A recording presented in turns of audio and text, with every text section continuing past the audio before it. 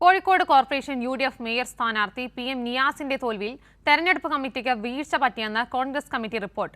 അന്വേഷണ റിപ്പോർട്ട് കോഴിക്കോട് ഡി.സി.സിക്ക് കൈമാറി. പുതിയ വോട്ടർമാരെ ചേർക്കുന്നതിൽ വീഴ്ച പറ്റിയതായും അന്വേഷണ റിപ്പോർട്ടിൽ പരാമർശമുണ്ട്.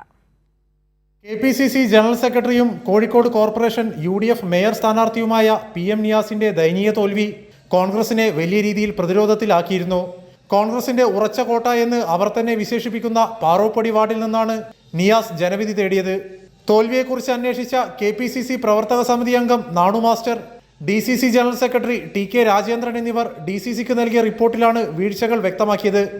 വാർഡ് പുനർനിർണയത്തിന് ശേഷം വാർഡിന്റെ രാഷ്ട്രീയ സ്വഭാവം മാറിയത് അറിഞ്ഞില്ല, പുതിയ വോട്ടർമാരെ ചേർക്കാൻ വാർഡ് കമ്മിറ്റിക്ക് വീഴ്ച പറ്റി തുടങ്ങിയ കണ്ടെത്തലുകളാണ് അന്വേഷണ റിപ്പോർട്ടിൽ ഉള്ളത്. തെരഞ്ഞെടുപ്പിൽ ഫലപ്രദമായി കോൺഗ്രസ് പ്രവർത്തകർ പ്രവർത്തിച്ചില്ലെന്നും പരാമർശിക്കുന്നുണ്ട്. ബി.ജെ.പിയാണ് ഈ വാർഡിൽ വിജയിച്ചത്.